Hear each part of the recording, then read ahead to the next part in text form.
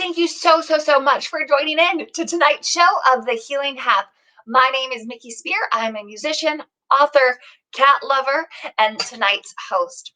So, the first thing I want to ask you is, how are you feeling? I know it's a simple question, but I think it's really important, especially during these crazy times, to name our feelings and to validate them. And I just want to let you know, however you are feeling, I am so happy that you are here. So a lot of people have asked me, why am I starting this show? What really prompted me? And I think the best place to go is back to the beginning. So when I was 13, my mom passed away from colon cancer. And as I'm sure a lot of you can relate to, the entire time she was sick, I was just like, nope, this isn't going to happen. There's no way she's going to pass away. We're going to get through this. And obviously, after she died, I was in shock, like shock. And I was then, after, came back down to earth a little bit, a runner, which means I didn't allow anybody in. I didn't feel. I told everybody I was fine. I convinced myself I was fine. And I just pushed away, pretending I was a normal teenager. And obviously, I'm sure you can guess how that story ends. It doesn't end well. Things kind of came crashing down for me, probably in college. It was a very new chapter of my life, in a lot of different ways. And I was crying at the drop of a hat for no apparent reason. Just anything was making me cry. So I eventually went to the counselor and I was like, what is going on? Like, there's something wrong with me. What's going on? And she's like, there's nothing wrong with you. You've just never addressed your grief. And thus began my long journey towards healing. And I know a lot of you out there also have a lot of unaddressed grief. So I wanted to start a show that I wish I would have had back in the day to kind of give me a place to start. But I don't want to just focus on just grief. There's a lot of other areas this show is going to talk about too, like divorce, body image, overcoming fear, and so many more. The second half of the reason why I wanted to do it was because when I was 13, and really still to today, I often see people, they don't know how to talk to me about my mom passing away. And I say, oh yeah, well, I've got a dad, but my mom's died. And they get very awkward because they don't know what to say. And I know I've been in situations where I don't know what to say to people. And I think oftentimes we sometimes try to say the thing and it ends up being the opposite of what that person needed to hear. But then other times, and I think more often than not, this is the case, we don't do anything. And as anybody who's been in a traumatic situation like I have can relate to, silence is noticed. And I want to make a stronger community by talking about how can we support those we love better and effective ways. So that is kind of half the message is going to be about how can you help yourself, and then the other half is going to be how can we help others. So if not every episode topic necessarily resonates with you, the great news is you're going to learn how to help other people in that situation. And the nice thing is there's no need to grab notes. This is being recorded, and I am going to send out a follow-up email to everybody on my email list with everything written out and all of our great free resources we have coming at you, packed into one place. So every episode is going to have a bunch of different segments, but each one is going to be consistently. So we're going to kick off every episode with a song of hope. For those of you who don't know, I am a musician. You can hear my song, See Me, and join up for my email list if you head to mikispeer.com. And I want to make sure that that song, which was written for people who are grieving, is available to everybody for free. So you can download it right from my website and share it with whomever you'd like. And we are going to have a lot of awesome songwriters that I've met just through my journey come on and share theirs. Tonight we've got Brooke Lynn, and I'm so excited that she is here.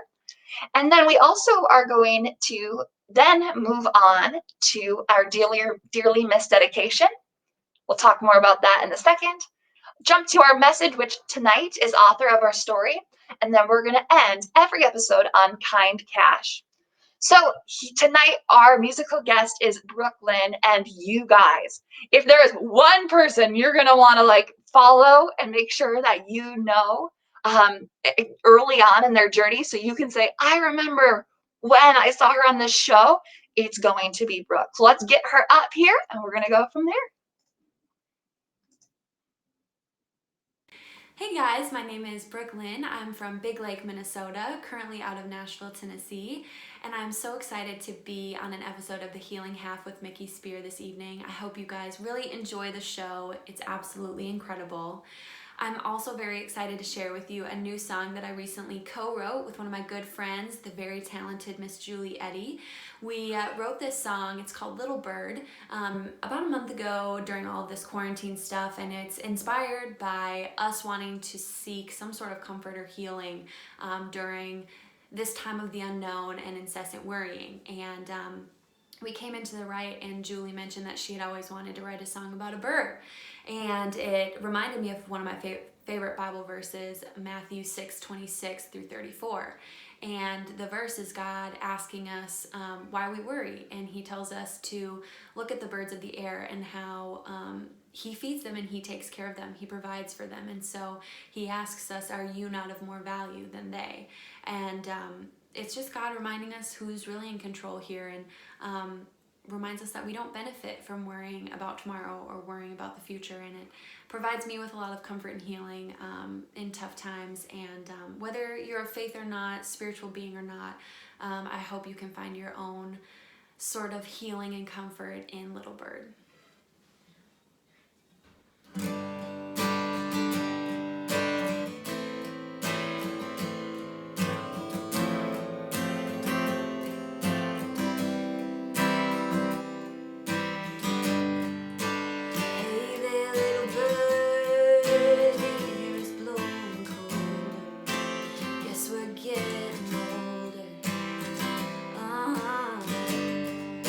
Seasons come and go, we're always reminded.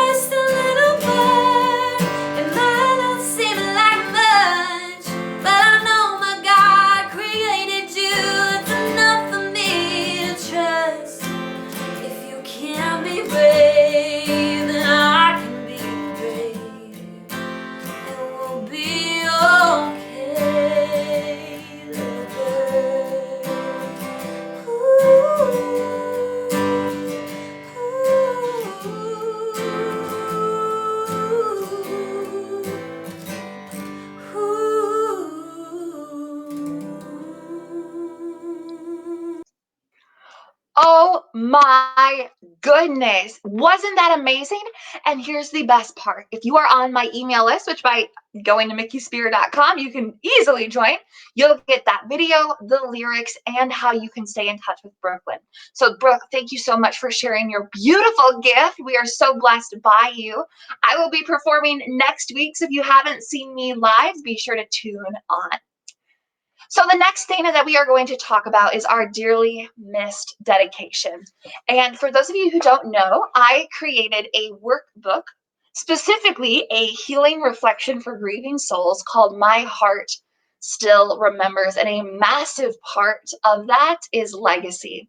So I wanted to read from you a little passage from this workbook, explaining a little bit more on why it's important, because I think when somebody passes away, we don't hear their voice, we don't hear their name, people stop talking to us about them, and it can feel like they're slipping further and further away every day. And it's really hard sometimes to find something to cling on to. And I have personally found that legacy is that thing that we can hold on tight to. So I'm going to read a passage from this, and then we're going to move for our dedication of the week. Can you think of a greater honor than knowing you left behind something that is going to make life better for the ones you love? Our loved ones lived and cared deeply about certain things that were specifically etched onto their hearts to share with the world. Just because they are gone doesn't mean their impact is over. We not only get the opportunity to continue the work they did, but we also get a chance to become more grounded in our journey as they walk beside us. So I firmly believe that connecting with our loved ones' legacy and remembering what was important to them is so, so, so important. And tonight we've got someone that was nominated by one of my family members. So she is very, very special to me. But it's not going to be just my people that I've lost before. I want to know who shaped you into who you are. So please, you can respond to any of my emails. You just have to hit reply. Let me know if you have somebody that I can feature next week so all of us can live out their legacy. So this week is dedicated to my wonderful grandma, Louise Markowitz, who passed away a couple weeks ago, not from coronavirus, but because of coronavirus, we have not had a chance to have a proper funeral, and I know a lot of families are in that same boat. So a little bit about grandma and remembering who made us who we are, which is why we do this legacy thing. She was a great cook, an awesome homemaker. Like everything was always clean, spick and span, always made people feel so loved and so taken care of. She was an avid walker, game show watcher, reader, puzzler, and everything good in the world was grandma. But I think the best quality was her ability to stay in touch with people. She called people all the time. And when I came to visit her, it was Grand Central Station. People were calling her because she was so phenomenal at that.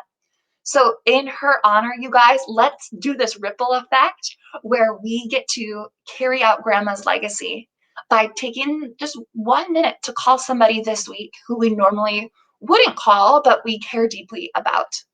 And don't forget, let me please feature one of your loved ones coming up on these next episodes. I can't wait to see what ripple effect this community can create by living out people's memory. And if you have a funny story that comes up, at maybe you call somebody, let me know. I want to hear how you living out her legacy helped shape your life. Okay, so the next thing that we are going to talk about is the authors of our story, which is, oh my goodness, you guys, I am so, so, so excited. To really begin, as you know, I was a runner and I never really took the time to think who made me who I am today. But through all this grief work, I now understand that each and every one of us is uniquely made and gifted, and your story is the only story on the entire planet, and every single chapter of your story has various authors. Now, it's really easy when you're getting to know somebody that to only mention the last few highlight reels, right? But to really, really know somebody, you got to dust off those old books and go the whole kit and caboodle, right? And when we bring our whole selves forward and we tell our whole story and give honor to the ones who shaped us into who we are today, We become more grounded. We bring our true self forward. And maybe best of all, we allow others to be able to relate with us more. So if you are wondering, and if you're like, man, that sounds kind of good, I can use a little bit more peace and more grounding and ways to connect with people who have passed away, we've got an awesome little exercise called a T chart. So I'll give you a couple seconds, go grab a piece of paper and then join me back here. What I want you to do is to create a T, as you can see on the screen, on your chart. And on the left-hand side, starting from as early as you can remember, down to the bottom, write who have you lost. And if you are maybe younger and you haven't lost a lot of people or pets, you can definitely put chapters of your life. Those are absolutely losses. So for me personally, I wrote my dog Cassie. She was my first loss, and it was hard. My mom, my childhood home, Christmases on the farm with all of us kids playing in the basement and all that fun stuff. My grandpa, senior year of high school was so much fun. And after that, it was really sad. I never saw most of those people again. And then lastly, my brother in law, Brendan. Those are just the ones off the top of my head. This is a no shame zone. So feel free to pause the video if you're watching this in replay and write those down. If you don't remember perfectly, that's okay. This is a tool to put in your tool belt so that way you can pull it out later. And a little disclaimer, if you recently lost somebody who was very close to you, I would encourage you not to do that person for today's exercise because that can get really emotional really fast. Instead, let's do our first experience with the T chart with maybe one that's a little lighter, and then you can pull that out later on and do the most recent loss for you, maybe in a more quieter, more time environment. All right, once you have that, I want you to pick somebody. So for me, for today's example, I'm going to do my mom. And then I want you to take that and on the other side of the chart, define what they brought to the table. What did they do for you? For me, this is so important because when I say my mom died or my grandma died, it's like, what does that mean? What does that mean? And a way that's really helped me connect with my grief has been able to name it. One thing that I heard of that was super, super important was when we name why the loss matters, it helps validate our pain and makes us more proud of the scar. I mean, if you saw a crazy scar on somebody's arm, how'd you get it? They say, I don't know. You think, cool, I guess. But if they had this like story behind it and could give you elaborate details, all of a sudden that scar makes a lot more sense.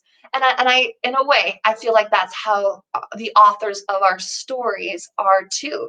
We can brush it off and go, oh, yeah. But when we really dive in and we lean into what are the details of that chapter? Why did it hurt when it ended? I think we really can own that a lot better. So the ones that I listed for my mom was after she passed away, I missed her hugs. I lacked security, normalcy, my goodness. um, I missed somebody to ask how my day was as after school. I mean, people asked, but it wasn't the same. I missed meals, shopping, driving around. Like there's so many things that went away after she passed away.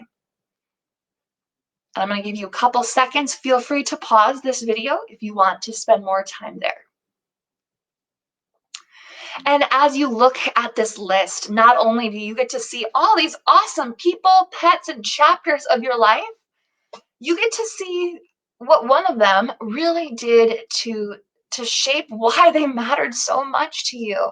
And when you look at that T chart, it's no wonder why it hurts, right? When you share your stories, I encourage you to pack some of these details in because when you share your story with people close to you, then you can expand upon them better. And you might be saying, well, geez, why should I share my story? What's the big deal? And the biggest thing is I get it because remember for like a decade after my mom died, that was me. What's the big deal? I'm fine. Your mom died when you're 13. You're not fine. Like, right? Like obviously. I really believe to be truly loved by the people around you, you have to be truly known. And I want you to think of a picture of a farm. There's a lot of animals around, there's lots of machinery around. You could zoom in on any one of those. Let's say you zoom in on a shovel. Oh, it's a nice shovel, it's a nice picture of a shovel. That's us when we don't bring our whole selves forward and we don't connect our past and our present well. We just zoom in, we just share with people just that little itty bitty bit part of ourselves. But if you pulled back the picture and you said, oh my gosh, here's really who shaped me, here's why it hurt when that chapter ended, you then get to see the cows, the chickens, the barn, the tractors, the farmers. You just get so much of a better picture. And I'd encourage you guys to do that. And if you're thinking to yourself, that sounds awful, remember, I understand. This is a journey, not a destination. So you do not have to do anything you are uncomfortable with. But I would encourage you to think of your target, not your local convenience shopping store, but this metaphor that I came up with is the target. So I want you to think of a target with rings, right? You've got your outer ring; those are your people who are like acquaintances, but you're not that close. Then you've got your friends, but then you've got your inner circle, and that is like the people absolutely closest to you. Different levels of closeness require different levels of expectation. You don't owe anybody anything. So if you run into a pal at the grocery store who you haven't talked to for 15 years, they say, hey, I heard your mom died. I'm really sorry about that. How are you doing? You don't owe them that. You do not have to be vulnerable with anybody, whether they're in your outer circle or your inner circle. But I would encourage you to remember what 13-year-old me adamantly denied, is that when you allow those people in your inner circle in, when you allow them in, remember, fences are made to have gates. You're supposed to let the good in, not just keep the bad out. It gives them a chance to help you. It gives them a chance to maybe share your story with them, and they can share their story with you. If you never do that, you'll never get deeper, and you're just going to be focused on that one shovel for the rest of your relationship. And I can tell you from personal experience, it's really, really hard to let those people in. But when you do, you are going to have so much grounding. You're going to feel so much more at peace. You're going to feel so much pressure just release off your shoulders. Somebody shared in the comments during the live show. Every week you can join me at 7:30 on Tuesdays on Facebook Live. Someone mentioned in the comments this amazing quote. They said, grief shared is half the pain. Isn't that unbelievable? Oh my gosh. So please consider letting those inner people in. And then also think, how can you be there and how can you show up for people in your inner circle? And I know I mentioned earlier on the show that we are going to talk a little bit about how we can help ourselves. So of course, we've got the T chart and letting people in. But we also want to make sure, how can we help others? And I think one of the best things you can say to somebody is a quote that I'm going to share with you. And it's just one that it cut straight to my heart, because I think a lot of people think because my mom died, they can't talk to me about other losses because they feel like they're not enough. And that breaks my heart. So if I can tell you guys a little book series, and I'll make sure I share the link in the follow-up email so you know exactly how to find it. There's a 4-part series called Journeying Through Grief. And in book 1, there's this amazing quote. It's, the worst kind of grief is your own. The worst pain you'll ever experience is your own pain. I'm going to say that again. The worst kind of grief is your own, and the worst pain you'll ever experience is your own pain. If I went into the hospital with a broken arm, it doesn't heal any faster just because I look across the ER and somebody broke their back, right? Your grief is important. Don't worry about them. Focus on your arm, right? Take care of yourself and don't worry if it's not as severe as somebody else's. Another thing that you can share with your friend who is grieving is that grief is cumulative. My best example of this is, I mean, look at your list, right? You kind of saw my mom was my first massive loss. And I think a lot of people who've had these really tight inner circle losses understand what I'm saying when I'm about to say grief is cumulative. Um, because when I went to a funeral a couple years ago, I I knew this person and I cared about them, but they were on my outer circle. Like this was not a massive personal loss. And the entire funeral, I was sobbing, like sobbing, just broken down. And I was like, what is going on? Like, what is happening? And that's when somebody pulled me aside and they said, hey, I bet funerals are really hard for you because you've had a lot of loss. And they reminded me that every time we experience loss, it rehashes, it re-drags our losses we've had. So think of a snowball, right? It just gets bigger and bigger as your life goes on. So if your friend is struggling and doesn't really know why, just remind them of that. So that's what our segment is for our message for tonight. Next week, we talk about triggers, and you are absolutely going to want to be there because we are going to learn so much on how we can help those that we love who have triggers. And I know I've got a million of them, and I can't wait to share you my journey through this and that. But as far as this week, remember to own that list, embrace the authors of your story, and try and share them with the people closest to you so they can really get to know you better. And it gives you an opportunity to carry out their legacy with more than just yourself.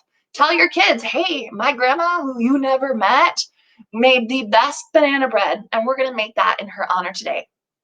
How special, right? So I don't want to leave you guys in a boat without a paddle. We have a ton of resources, all of which are going to be left in this email coming your way because I don't want to leave you in a spot where you're like, okay, I'm just starting to process and then shut you down. So the first one is we are partnered with Brighter Days Grief Center, which is a Minnesota nonprofit organization serving adults, young adults, teenagers, and children who are grieving the death or terminal illness of a beloved family member. Although they are a grief center providing free resources, they are so much more than that at their core. They are a community of professionals and families bound together by their own grief experiences. These experiences have inspired them to support and guide grieving families in ways that were not available to them at their time of their loss. Their programs are designed to address the financial, logistical, and psychosocial aspects of grief. And they realize that every family member grieves differently and therefore has different grief needs. Isn't that beautiful? Their goal is to help determine those needs and provide the resources compassionately to address them. Also, in your email, you are going to have a phone number that is a 24/7 helpline that you can call anytime. And that is by a friend of mine who is a death doula, and her partnerships. They've created this amazing, amazing phone number for anybody who is grieving during this coronavirus time. Remember, there's a lot of funerals that aren't happening. There's a lot of family that normally should be surrounding these people not happening. And so I would just highly encourage you to call that number. It's going to be sent out in the final email. And then last thing before kind cash, I'm a musician, I'm an author, I'm a public speaker, and I love to create for you guys. But notice I didn't say doctor. This is not intended in any way to replace your doctor or a counselor, and I highly encourage you to keep them in the loop with everything you are experiencing. Be kind to yourself, you guys. We did so much work today and we covered a lot of stuff. So this takes time to process. This takes a lot out of you, and you deserve a treat. So every single week, I want to end our episode with kind cash, where I give an audience member the opportunity to win cash. All you have to do in order to be eligible for this is to join my email list by heading to mikispeer.com, get your free copy of My Heart Still Remembers, or order a hard copy like the beautiful one I have in my hand off of Amazon Prime. Both of those are found right on my website. First step is just download that or join my email list. Second step is share this with a friend. I'm not sure you know this or not, but Facebook actively tries to not share things from small businesses because they know that you can pay for ads and they want to make money. So they intentionally keep posts of promotion hidden.